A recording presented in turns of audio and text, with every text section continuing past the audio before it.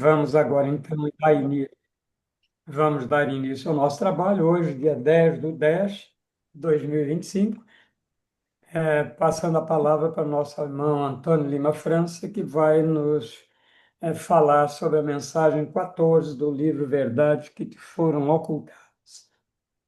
Irmão França, a palavra é sua. Boa noite a todos. Hoje nós vamos estudar a mensagem número 14, de 7/2/1948. Eu tinha apenas 3 anos de idade. Então vamos lá. Olho o infinito e vejo mundos que cintilam. Observo o espaço e vejo as aves do céu em franca atividade, desempenhando a gloriosa missão de guiar e orientar a humanidade, para que as leis sejam cumpridas e a obra da natureza executada. Aves sábias e esclarecidas, espíritos santificados, anjos guardiões, amigos tolerantes, e sempre prontos para atender aos apelos angustiosos da humanidade. E se ela grita, meu Deus, uma ou mais acorre imediatamente. E se ela grita, meu Deus, elas são atendidas. Mas onde está o seu merecimento? Vejam, uma ou mais aves acorre imediatamente para prestar auxílio, mas muitas vezes esse auxílio não é recompensado. Por quê? Porque falta o merecimento. Quanta ignorância existe ainda, Senhor, e quanto desprezo pelas aves do céu, cuja proteção a humanidade não dispensaria, porém, não reconhece nem compreende o valor. Uma parte evita falar nestas aves amigas, outra nem se lembra que elas existem. E ainda outras diz não acreditar na sua existência. Contudo, por uma contradição inexplicável, chega ao ponto de temê-las como se fossem inimigas. Entretanto, elas não deixam de ser bondosas e pacientes. E a sua superioridade é tamanha por reconhecerem os defeitos e a ignorância da humanidade, que, embora desprezadas, não esquecem a responsabilidade de continuarem trabalhando em benefício de seus protegidos com o maior prazer. Todos nós temos a nossa boa ave, e quanto mais fizermos por merecer, e mais nós lembramos, e mais nos lembramos de recorrer à sua proteção, mais perto de nós elas viverão. Sigamos as leis para atrairmos a nossa ave amiga e só teremos benefícios. A humanidade precisa se convencer que tudo pertence à natureza, inclusive a própria humanidade. E por isso, quem dirige, quem orienta, quem manda e determina é o Altíssimo, por intermédio de suas aves portadoras de toda a sua confiança. Numa reunião de homens para ser resolvido um assunto ou executado um plano, as respectivas aves também se reúnem e a resolução parte do alto. Embora alguns dos seus protegidos sejam prejudicados, contanto que se cumpram as leis.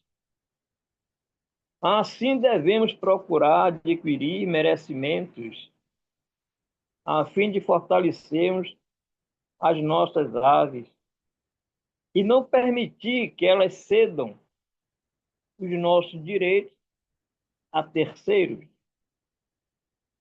Se pedirdes, obterás, disse Jesus, e compete às aves a execução desta verdade. Quando, nas nossas necessidades, imploramos a misericórdia de Deus e nos dirigimos em busca de um auxílio ou caridade, muitas vezes vamos recebê-las de quem não esperávamos. E o verificado não foi mais do que o entendimento havido entre as aves do beneficiado e beneficiador, em cumprimento às leis divinas. Tomemos por base este ensinamento e não nos admiremos com os gestos nobres e extravagantes que partem dos avarentos, porque as ordens foram emanadas do alto. Quem manda é o alto. Olhemos o alto e procuremos interpretar e seguir as leis divinas. Veja bem, essa mensagem é bem didática, é bem clara. Ela fala que as aves do céu têm a missão de guiar, orientar, aconselhar e até resolver os problemas da humanidade. Essas aves do céu são sábias, são evoluídas, são esclarecidas e, portanto, têm know-how suficiente para atender às nossas necessidades. Veja, basta que seja dado um grito por Deus e por socorro, que elas estão prontas para nos acudir. Mas, muitas vezes, falta o merecimento. Veja, nós pedimos por socorro, nós pedimos por ajuda, e a lei de socorro é dado à ave, né, do céu atender ao apelo, à necessidade de quem chamou por elas para atendê-los. Mas manifesta-se aí uma outra lei,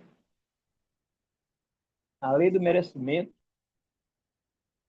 E se a pessoa não tiver merecimento, o socorro não pode ser concluído. Quer dizer, pode ser concluído operacionalmente, mas a realização não se constata, porque não houve merecimento para aquele ser.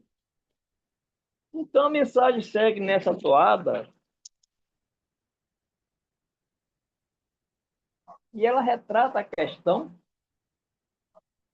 de muitas vezes as pessoas se reúnem para discutir um determinado assunto, para tomar a deliberação de qualquer situação. E muitas vezes também elas se reúnem no astral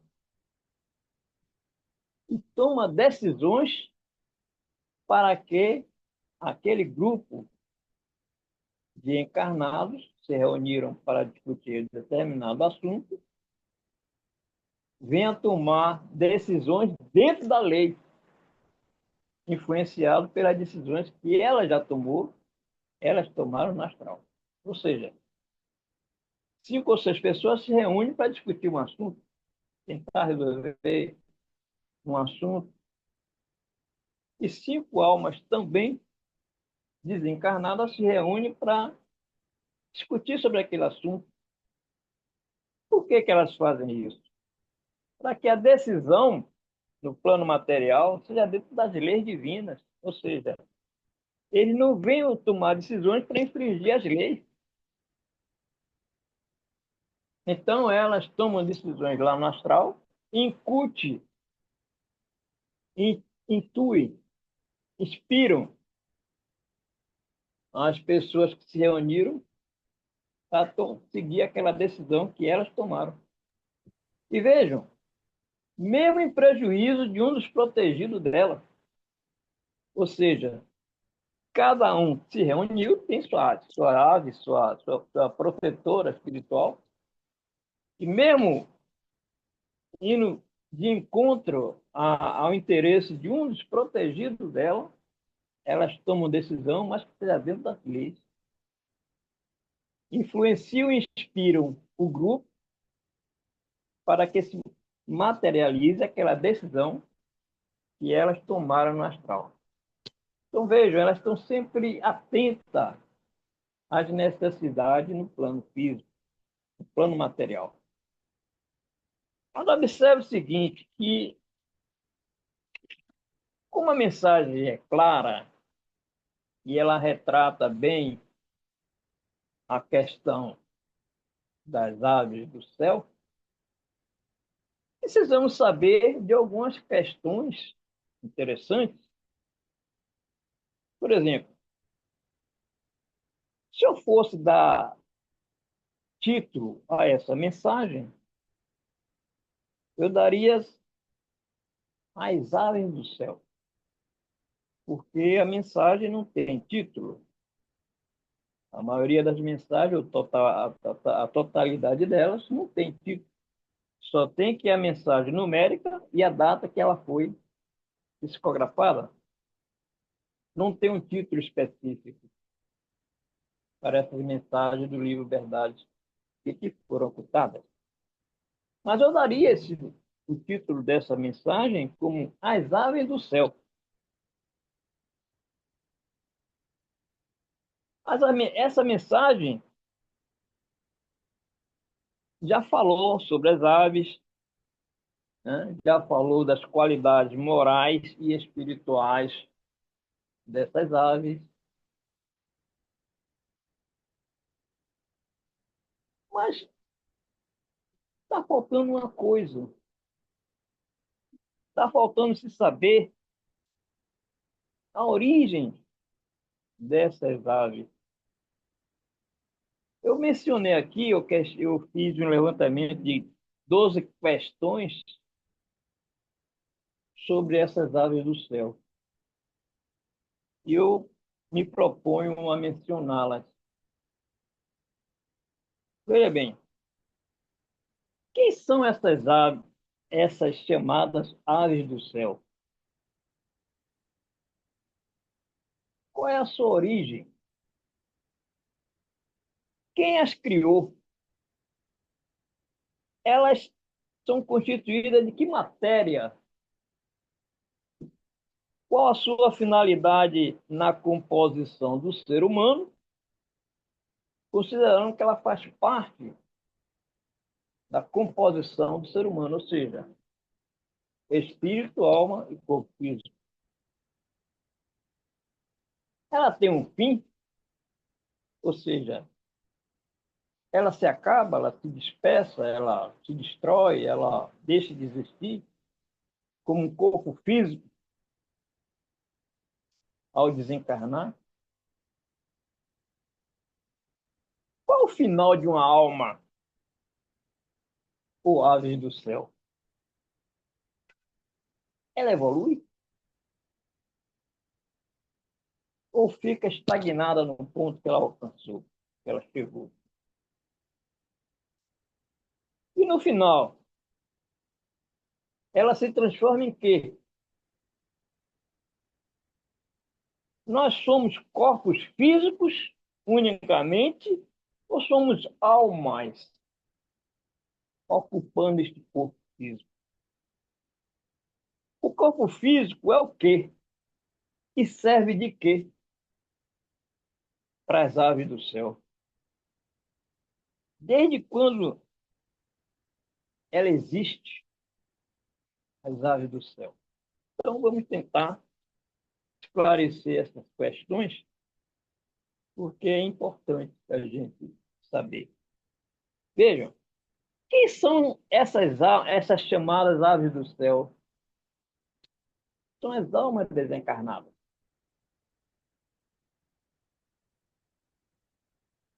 Qual é a sua origem? A origem, ela veio do mineral. Quem as criou? Quem criou essas aves do céu, que é reconhecido como almas? Foi o espírito. Elas são constituídas de que matéria na parte física da alma? Ela é constituída de matéria quintessenciada, uma matéria sutil, imperceptível aos nossos olhos, à nossa visão. Ela não é visível aos nossos olhos, a não ser que a pessoa seja um vidente, um médio vidente. Qual a sua finalidade na composição do ser humano? É que ela, qual o papel dela, da alma, o ave do céu, na composição ou na constituição do ser humano? Ela tem um fim, ou seja, ela desaparece? Qual é a finalidade de uma alma na composição do ser humano?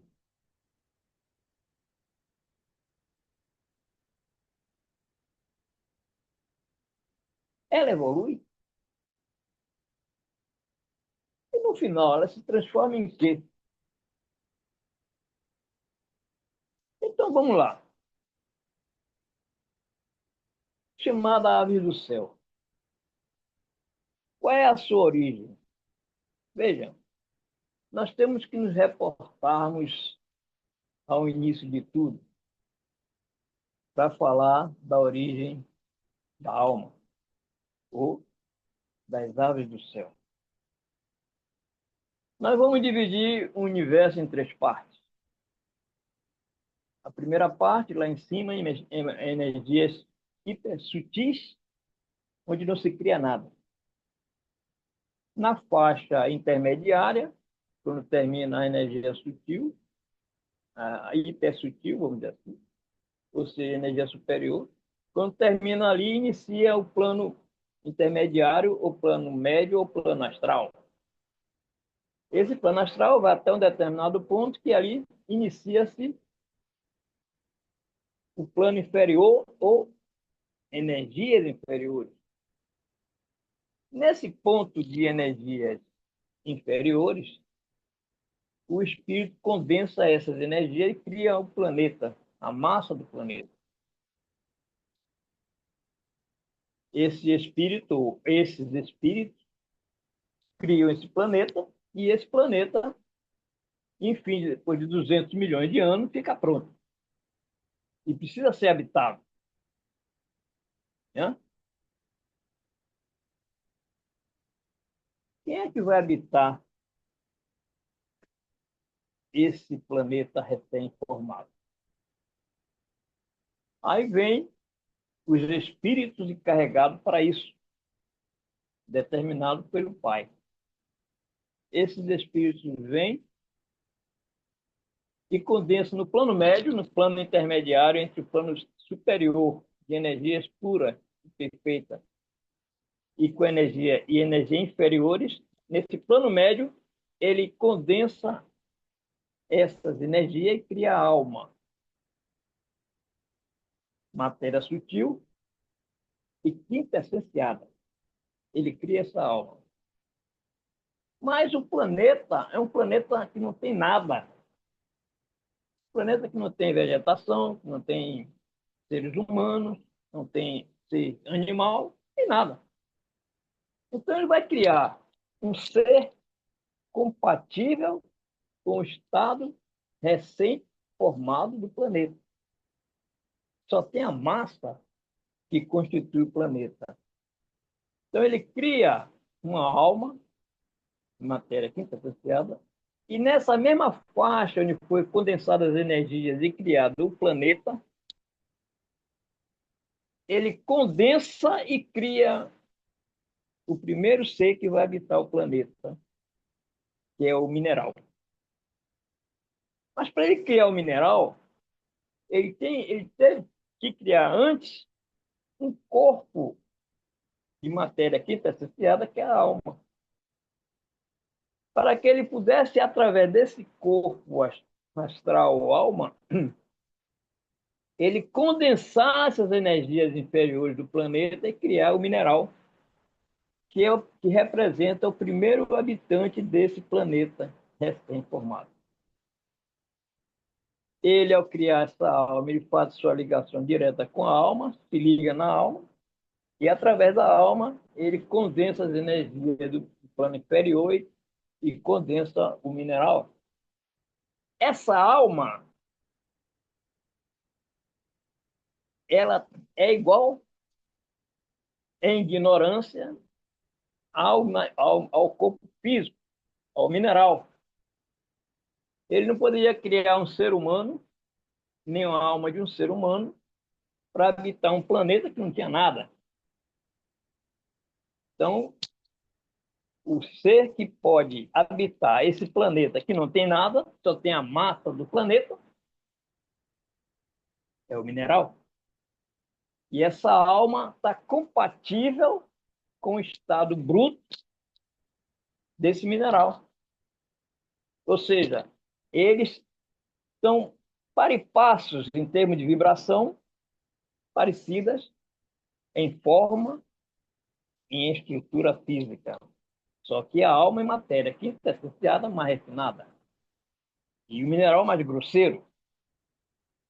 E ele se liga nesses dois corpos. E aí ele começa o processo de evolução, de transformação e de crescimento. Essa alma, junto com esse mineral, vai evoluindo, passa para o vegetal, vegetal para o animal, do animal para o ser hominal, e no ser hominal tem aquelas escalas de evolução, né, que vai, que vai evoluindo o ser até chegar à perfeição no plano material. E aí, quando ele chega nesse ponto, ele não precisa mais reencarnar e a alma segue seu caminho de evolução.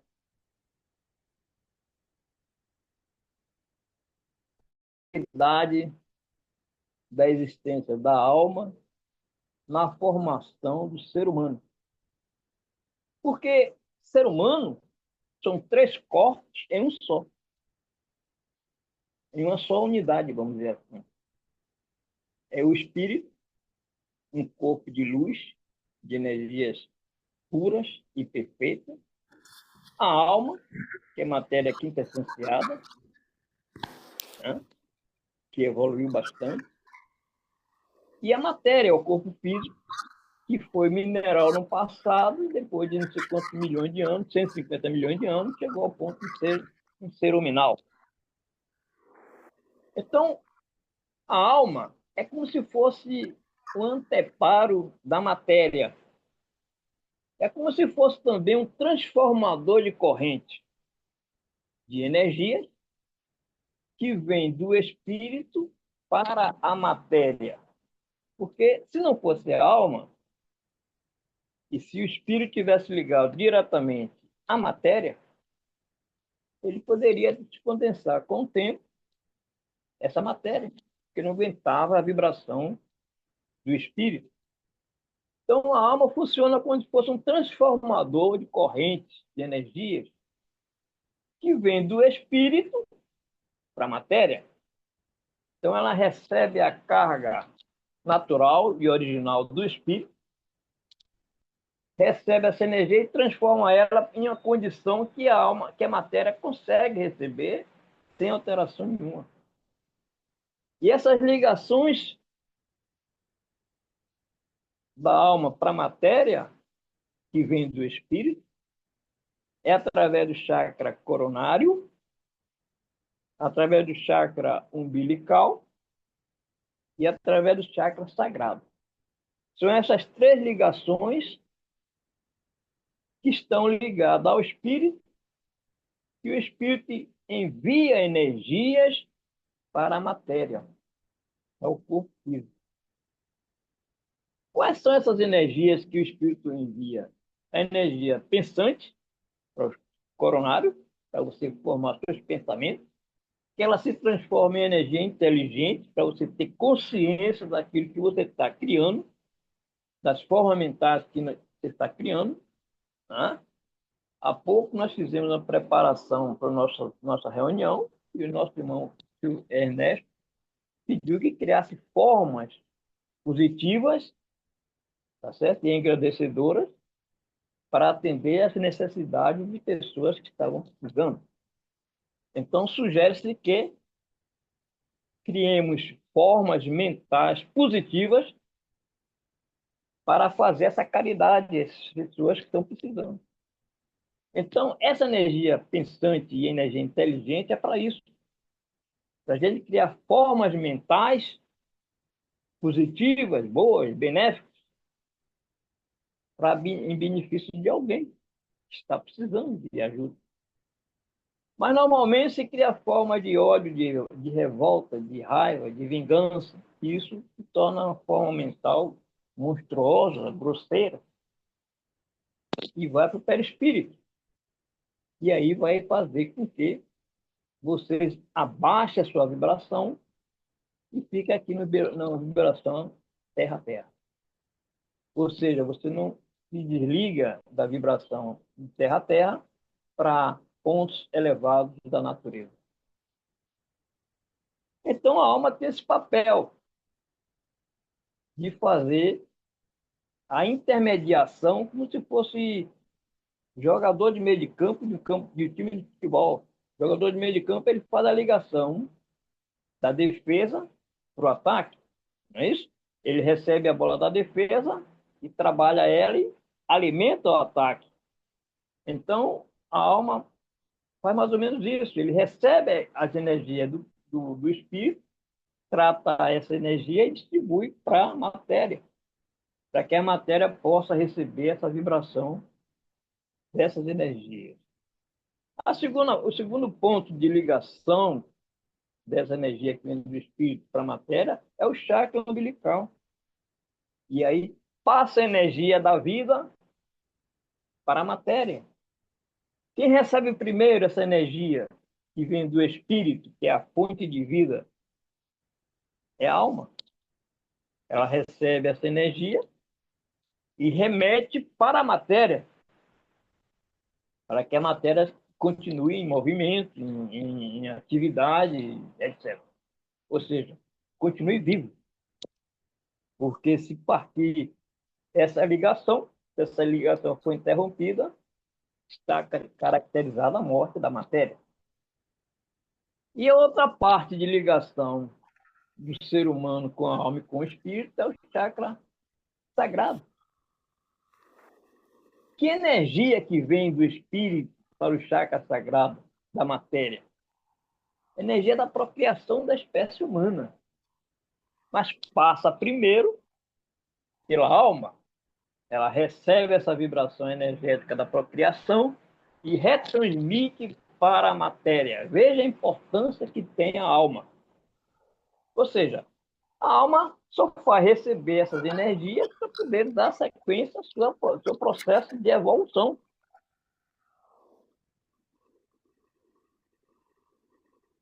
Aí vem a pergunta aqui no meu questionário. Ela evolui? A alma evolui? Ou fica estagnada? Evolui. E no final dessa evolução, essa alma se transforma em quê?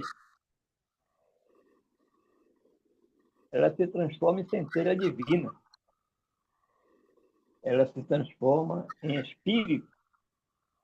Ela se transforma naquilo que recebe do espírito, quando manda energia para ela e para a matéria.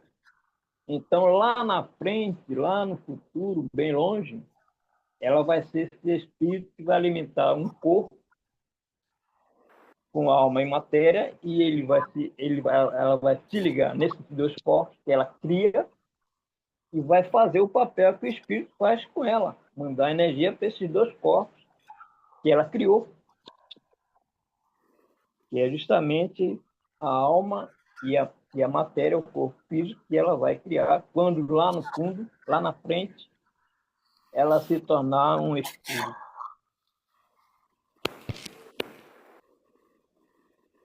O corpo físico, afinal de contas, nessa brincadeira, ele é o quê?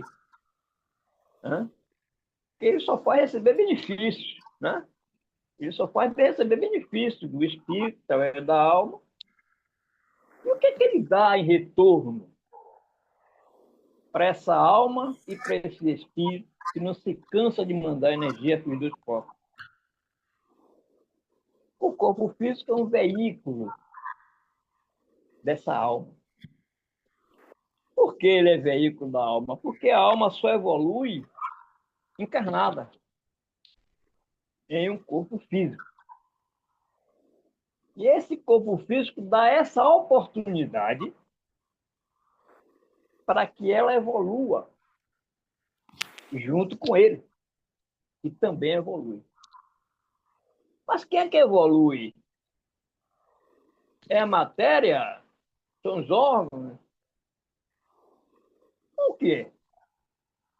São os centros de forças que também constituem a matéria e também a alma. Porque a alma é o quê? É a matriz desse corpo físico. Ora, se ela é a matriz deste corpo físico, ela é possuidora de tudo aquilo que o corpo físico tem. Órgãos, centro de força, tudo. Ela possui tudo isso. E no estágio de matéria sutil, matéria quintessencial, mas possui.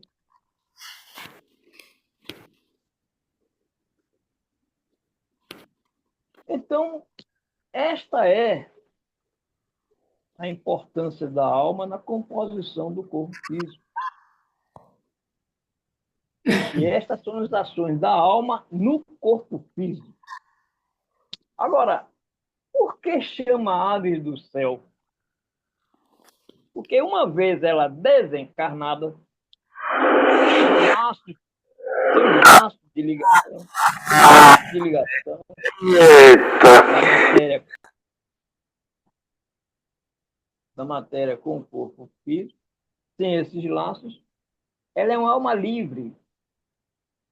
Ela é uma alma completamente liberta de obrigações no corpo. Na coluna, sudou no pescoço. Como ela é, como ela é uma alma livre, está no astral, então ela é conceituada como aves do céu. Ou seja, ela não está presa aqui no corpo físico. Ela está no astral e vai para onde ela quiser. Um pássaro não vai para onde ele quer. Uma ave não vai para onde se desloca para onde ela quer. Está aqui, está ali, tudo conectando. A alma também é assim. Ela vai onde ela quiser. Ela está livre. Ela está planando no espaço. Então, ela é conceituada como aves do céu. E por que que ela no corpo físico não chama ave do céu? Porque ela está presa numa matéria. Ela está, através de perispírito, ligada a um corpo físico. Ela está presa ali. Ela só está no astral quando ela está projetada em sonho ou projetada conscientemente, ou seja, saiu do corpo através daquele método de projeciologia, quando o sujeito desenvolve a técnica de projeção astral, e aí ele resolve sair do corpo e sai e vai para onde ele quiser. Mas ela está dependendo ainda de uma matéria, porque ela está ligada a esse corpo físico, pelo perispírito. Ela é livre, mas uma liberdade limitada, controlada, vamos dizer assim. Enquanto que uma alma desencarnada, ela está livre, completamente livre de qualquer prisão no corpo material ou em qualquer lugar, a menos que seja uma alma atrasada, ignorante, rudimentar, que esteja presa em algum ambiente, tipo umbral, e presa naquelas vibrações do umbral, aquelas vibrações pesadas, grosseiras. Suicídios, por exemplo, aqueles que cometem suicídios, que vão parar no umbral, para sair vai demorar. Então, eles estão aprisionados nessa região pela sua vibração que está compatível com aquela vibração daquela região umbral. Então, ela está presa ali. Ela é uma alma desencarnada, mas está presa num ambiente em que a sua vibração é pesada, grosseira, então ela está presa ali. Foi o caso de André França, Luiz, França, que escreveu aquele romance Nosso Lar, que levou 7, 8 anos no umbral, porque ele foi considerado um suicida, e ele não admitiu essa hipótese de ser suicida, porque ele, segundo ele, justificando lá em cima os mentores espirituais, ele disse que ele lutou para não se desencarnar, então como ele era considerado suicida? E foi provado que a vida dele, aqui na parte material, pelo desregramento que ele cometeu, pelos excessos de prazeres na vida material, ele destruiu partes sensíveis e vitais do seu corpo físico. Então, aqueles que procedem dessa forma, que antecipam o tempo de existência aqui na Terra, são considerados lá como suicidas. Então, França, ele foi França. considerado suicida.